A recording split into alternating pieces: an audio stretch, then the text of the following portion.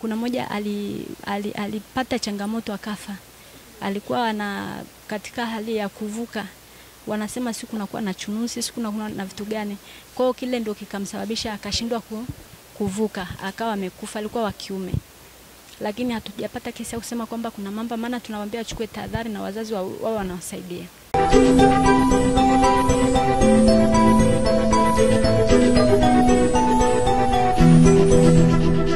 Kutokana na changamoto kubwa ya mamba na boko katika mto Ruvu na wanafunzi kushindwa kuja shule kwa wakati maalum, leo hii TFS wamekuja kukabidhi mifuko 200 ili kuweza kujenga bweni la wanafunzi ambao wanatoka mbali na kuvuka mto wa Ruvu, na wengine kujeruhiwa na mamba na wengine pia kuweza kufariki kutokana na maji kuwa mengi katika mto huo. Leo TFS wameweza kufanya hivyo ili kuweza kuokoa wanafunzi hao katika shule hii ya Mbawa Mwisho. Muda mwingine unakuta labda kule ngambo ndo kuna ngalawa, alafu sisi tunatoka ngambo nyingine. Kwa ngalawa ipo mbali, labda mna mtu wa kuleta huku tulipo sisi. Kwa hiyo tunakosa mtu wa kutuletea ile ngalawa, imadi sisi tupande tuvuke ule mto tuje shule kusoma. Kwa hiyo hapa nakuta siku moja tumekosa masomo, na uwezi jua na kesho labda mvua labda takinyesha kunajaa maji Ruvu. Kwa hiyo nakuta changamoto ya mwanafunzi kutoka kule ngambo kuja shule, anashindwa kuja shule kusoma kwa sababu maji yamejaa Ruvu, hawezi kuvuka. Na Ruvu kuna mamba, kuna wanyama kali ambao utasababishia hatari ya maisha yake. Kwa sisi tuna changamoto nyingi. Kwa mfano tunavyotoka hivi Ruvu, kuna sometime unakuta mto umejaa, wanafunzi wanashinda kutoka kule Ruvu kuvuka ngambo hadi kuja shule. Kwa siku wanakosa masomo na vipindi vinapita huko, wanafunzi wengine wanakuwa washasoma madaile na hata kija shule unakuta wanafunzi tayari washapita na mwalimu kurudia tena nyuma hawezi kwa sababu kashafika mbali. Kwa hiyo tunashukuru kwa msaada tuliopata wa simenti mifuko 200 kutoka katika taasisi ya TFS.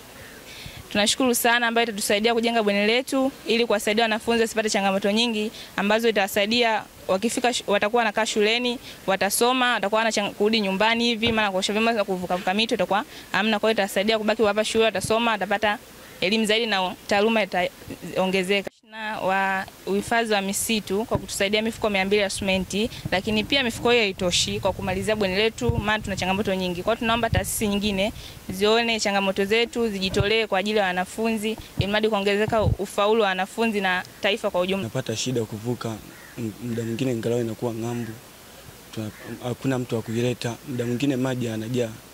Tunapata shida, tunakosa kuja shule, tunakosa masomo kwa sababu ya changamoto hiyo, maji yakijaa Ruvu. Lakini pia kule Ruvu muda mwingine kuna wanani, labda unaweza ukivuka usiku sana unakutana labda na boko labda.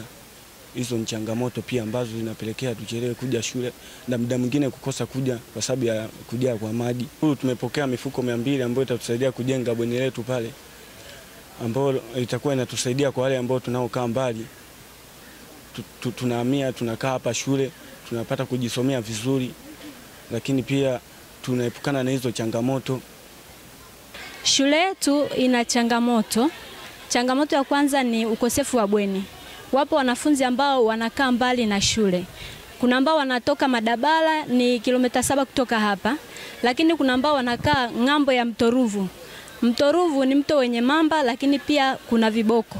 Kwa hiyo unakuta wanafunzi wale wanapata changamoto sana kipindi cha mvua. Unakuta mvua inaponyesha sehemu ile inajaa kama bahari. Kwa hiyo unakuta kwamba wakati mwingine inakuwa ni ngumu wao kuvuka kuja shuleni. Wanatumia usafiri wa mtumbwi. Kuna wakati mwingine unakuta mtumbwi uko ngambo ya mto. Kwa hiyo unakuta mara nyingi napokea simu kwamba hawa wanafunzi leo watafika shuleni kwa sababu mtumbwi uko ngambo. Kwa hiyo unakuta wanapata changamoto nyingi, lakini kungekuwa na bweni na maana wangeweza kukaa hapa, tungeweza kuwasaidia wakasoma, hata kipindi cha jioni wakasoma, lakini kwa sababu ya changamoto hiyo unakuta wanafunzi hawafanye vizuri darasani. Kwa hiyo ndio sababu ambayo ilitupelekea tukaomba msaada TFS wa kujengewa bweni, lakini wakatuambia kwamba tulikuja kwa muda kuchelewa. Wakatupa msaada wa mifuko 200. Tunashukuru sana mifuko ipo.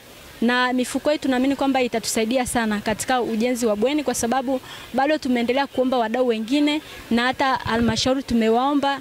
Kwa hiyo naamini kwamba kwa tatizo la bweni Mungu atatusaidia, hivi karibuni tutaweza kutatua changamoto. Tumekuja tuweze kuwakabidhi mifuko 200 ya saruji, na mifuko hii iweze kusaidia kujenga miundombinu ambayo inaweza kuwasaidia nyinyi wanafunzi pamoja na viongozi walimu hapa na viongozi wa serikali ya kijiji au ya mtaa kuweza kuwa walau kuweza kulisukuma hili gurudumu liweze kwenda sawa sawa, kwa maana kwamba saruji hii itasaidia kujenga bweni la wasichana, na bweni hili au mabinti watakuwa na uwezo labda wa kukaa hapo ndani na kupunguza zile safari ambazo mwalimu ameongelea, ambao kwamba kunakuwa na changamoto zaidi kwa mabinti.